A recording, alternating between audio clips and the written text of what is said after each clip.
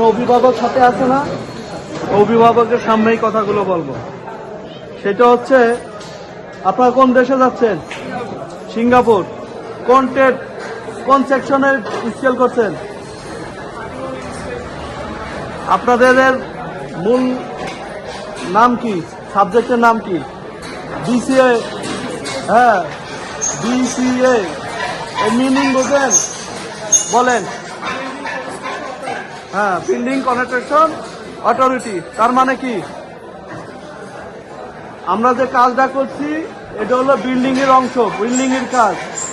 এখন আপনারা যে বলেন যে আমাদের দেশে প্লাস্টারের কাজ, বা আমাদের দেশে রঙের কাজ, বা আমাদের দেশে কাস্টিং এর কাজ, আমাদের দেশে রডের কাজ, তাহলে আমার বাপ মা রে বলতেছি আমার রডের কাজ দেশে। রড কি বিল্ডিং এর আউটের কাজ? এটাও কিন্তু ভিতরের কাজ। এখন আপনারা যাচ্ছেন সিঙ্গাপুরি, নিয়মগুলো কিন্তু বুঝতে হবে। সিঙ্গাপুরি যারা যাবেন, সর্বোচ্চ কষ্টের কাজ করার অভিজ্ঞতা নিয়ে সিঙ্গাপুরে যেতে হবে। কথা বুঝছেন? কষ্ট মানায় নিয়েই আপনার কাজ। স্বপ্ন ভাববেন না যে আমি ইজি থাকবো, উড়ে বেড়াবো। এখানে কষ্ট করে আপনার সংগ্রাম করে ভালো পজিশন তৈরি করতে হবে। আপনি মনে থাকবেন যে আমি সর্বোচ্চ কষ্টের কাজ পাবো আমি সিঙ্গাপুরে যে, এই প্রস্তুতি নিয়ে আপনারা সিঙ্গাপুর যাচ্ছেন। আর আমি কিন্তু আপনাদের বলেই দিছি যে কষ্টের কাজ, স্যালারি যায় আসুক কেন, কাজ কষ্টের কাজ। বলেছি কিনা? সবারই বলেছি, রেজাওয়ান বলেছি যে কষ্টের কাজ করে নিতে হবে।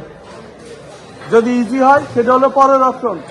নিজের ভাগ্যের পরে, কাজের পরে ভাগ্য পরিবর্তন হয়।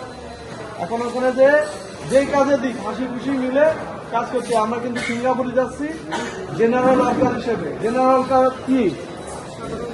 সাধারণ ওয়ার্কার, সাধারণ কাজের লোক। এখন যে কাজই দেবে, আমি তো কোনো কিছু জানি না, আমি জাস্ট পাস করছি, সার্টিফিকেট তৈরি করছি। এরই ভিতরেই আমরা কাজ করতে হবে। আর একটা বিষয়, ওখানে যে সেফটি পরীক্ষাটা হবে এটা কিন্তু খুব গুরুত্বপূর্ণ। এখন না হলে আপনি যা পাস না করলে আপনার কাজে দেবে না, পাস করতে হবে। এখন পরীক্ষার আগের দিন স্যারেরা যা বুঝবে, যা শিখবে, এইটাই মনোযোগ দিয়ে বুঝতে হবে। এখন যদি বলেন যে আমি পাস ফেল করব, কি পাস করব না ফেল করব, পাস ফেল থাকবে, পাস করতে হবে। এই সাবজেক্টটা এমন একটা সাবজেক্ট, কেউ 5 পাস করা ছেলে পাস করে যায় ইজিলি, আবার কেউ মাস্টার্স কমপ্লিট ছেলেও পাস করতে পারে না। এর কারণ কি? গুরুত্ব দেয় না। গুরুত্ব না দেওয়ার কারণে ফেল করে দেয়। কথা বুঝতে পারছি? এই ক্লাসটা ভালো করে করতে হবে।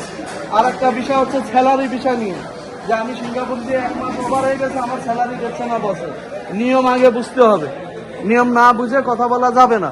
এটা হলো সিঙ্গাপুরের নিয়মে আছে, একটা ওয়ার্কারের সর্বোচ্চ 3 মাসের স্যালারি বসে আটকায় রাখতে পারবে। কি পারবে? 3 মাস। 3 মাস ওভার যদি হয়ে যায়, সেই ক্ষেত্রে আমি কমপ্লেন করতে পারবো বা কৈফিয়ত দাবি করতে পারবো, কেন আমাকে স্যালারি দেওয়া হচ্ছে না, আমার 3 মাস ওভার হয়ে গেছে। এখন সেই ক্ষেত্রে করতে পারেন, কোনো কোম্পানি 1 মাসের বেতন 1 মাস যেতেই আমার স্যালারি দিয়ে দেয়, আমার 3 মাস শেষে দেশে না কেন? কথা হলো ওইটাই যে 3 মাস নিয়ম আছে। এখন কোনো বস 1 থেকে 15 তারিখ কাজ শেষ হলেই 15 দিনই বেতন দিয়ে দেয় কাজ হাতে। আবার কিছু বস আছে 2 মাস, কিছু বস আছে 1 মাস, আবার কিছু মাস এমন নিয়ম ফলো করে 3 মাস। এইটা না মন্তব্য করা যাবে না। আর যে কাজ দেবে সেই কাজ ফলো করতে হবে। সেফটি সুপারভাইজার, সেফটি ফোরম্যান যে কাজগুলো দেয়, এগুলো সতর্কের সাথে কাজ করতে হবে। সর্বপ্রথম safety first, save my life.